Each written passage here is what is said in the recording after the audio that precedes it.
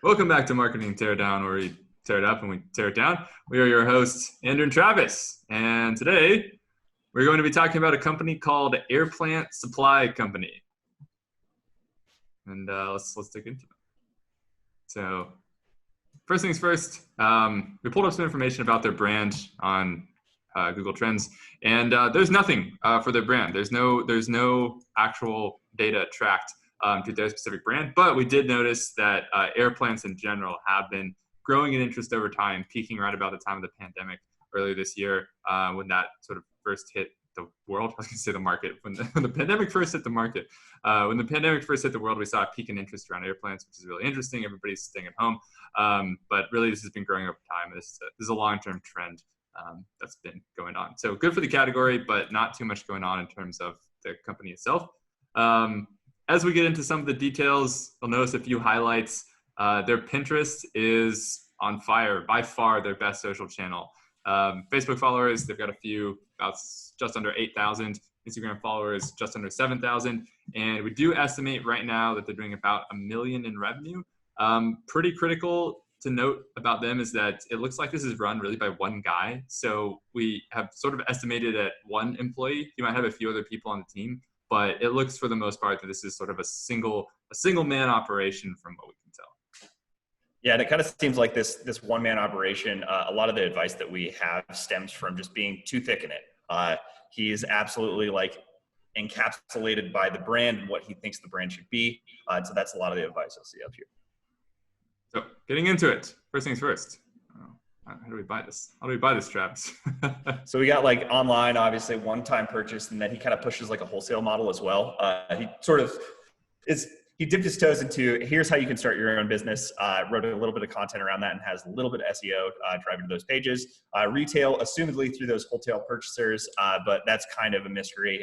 He doesn't list any people that are purchasers or any like supported shops.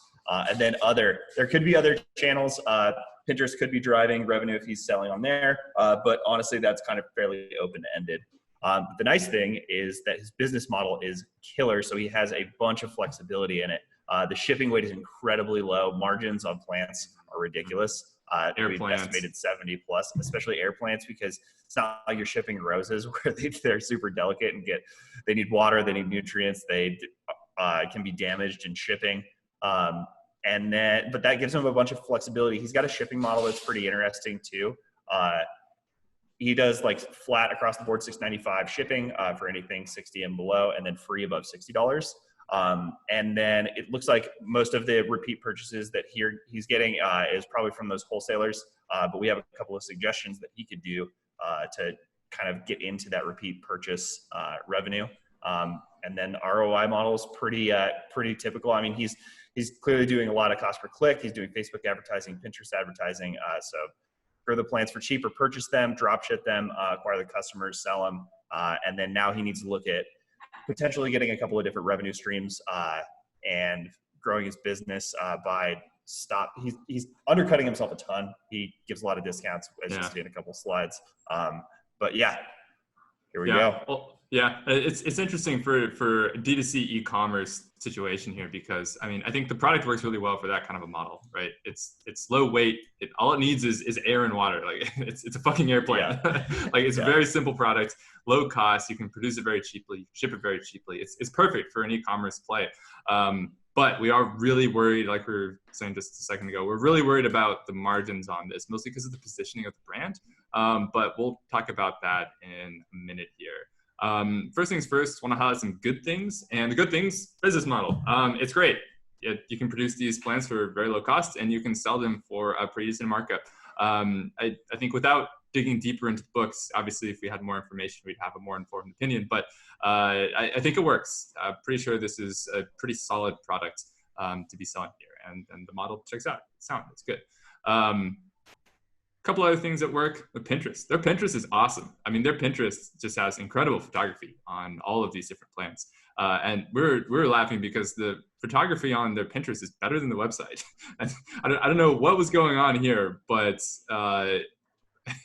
he's kind of made Pinterest his main visual display of all the products. And the website's okay, and some of the photos are okay, but Pinterest, it's really incredible. I mean, you can see on the right here, like these are solid, clean photos. Look at this. Come on, that's looking pretty good. It's looking pretty juicy, one might say. Last thing that I want to highlight that's going very well is that I think it's important to understand with this particular product that you're not just buying the plant. A lot of time you're buying the plant in context of where you want to put the plant. So it's not that I'm just going to buy an air plant and put it in the place that air plants go. Or I don't know, if you buy like flowers, they go in the garden, right? And kind of always makes sense. Air plants can go a lot of different places. And a lot of times they're sort of bundled into how they're being displayed. So you'll see these kinds of little like hanging glass balls and like little wire, chandelier type looking things. I don't even know what to call them. Like different ways to display all of the air plants. And it's perfect because it's a great bundling opportunity. If someone's buying an air plant, they'd love to throw in, this kind of a display, and they'll hang it up on their shelf or whatever.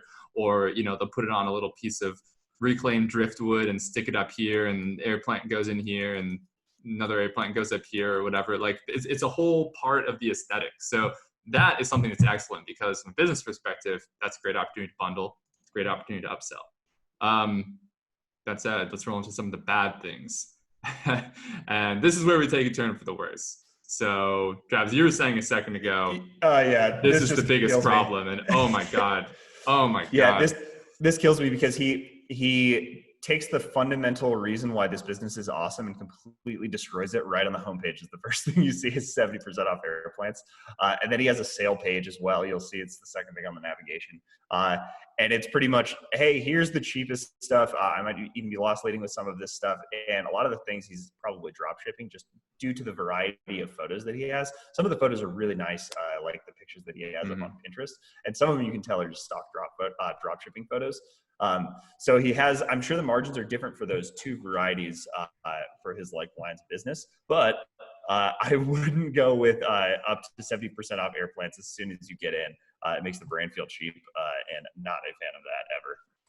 Yeah, as the two things that immediately jump into my mind when I see that is, okay, either it was a ripoff in the first place and way overpriced, or this is a deal that's too good to be true. And neither of those are good things. Like, this is terrible. I mean, maybe this makes sense in a wholesale context, but like 70% is such a huge amount. Like, that's high volume discount pricing. Like, that's, you buy 1 million units or whatever, that's not, oh, I want to place an order of 10 or 20 and get 70. Like, that's way too much. So yeah, it also decentivizes anybody who's going to buy wholesale from him, because they're like, oh, it's already 70% off on an individual basis. Like, there's not going to be that much greater of a discount for wholesale, or he can't really deliver high quantities in that wholesale. This is also super interesting. When we were looking at his pricing page and then looking at prices on Amazon for similar products, he's undercutting Amazon. Which is the weirdest strategy I've ever seen, because if they make it to your page, they're not going to go back to Amazon thinking they're going to go back thinking there's something cheaper. But if it's more expensive and it's easier and it's free shipping, it's an easier decision overall. Way more reviews. You got one review right here for $8.95, and then the lowest up at the top is 23 reviews, all 5 stars. It's going to be a way simpler decision for them to go up top and say, like, okay, I can get this bundled deal. I know it's got a ton of good reviews. Shipping is going to be easy. I know checkout's going to be familiar. Boom, I'm just going to do it here, even if it is a little bit more expensive. So there's no reason to undercut Amazon whatsoever. Raise those prices. Yeah, raise them high and proud. And don't worry about it. Yeah, there's a few things with this too that immediately you can notice, and that's that this pricing that is automatically displayed on the page is for a single pendant. And you'll notice that this is a 4-pack, and this is a 3-pack, and this is a 3-pack. And I am 99% sure that I'm 100% sure that the reason why they bundled this is for shipping costs, because instead of shipping 3 individual items, you're shipping 3 into one package. So the shipping cost is going to be virtually the same for sending 3 versus 1, and you basically are cutting your shipping costs by 67% when you bundle 3 into a package.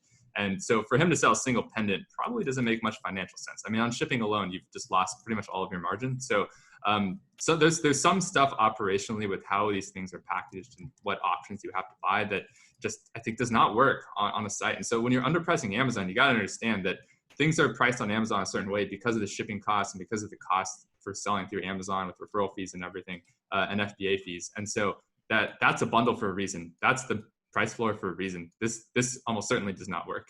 Yep. So that's that's something you could definitely improve upon.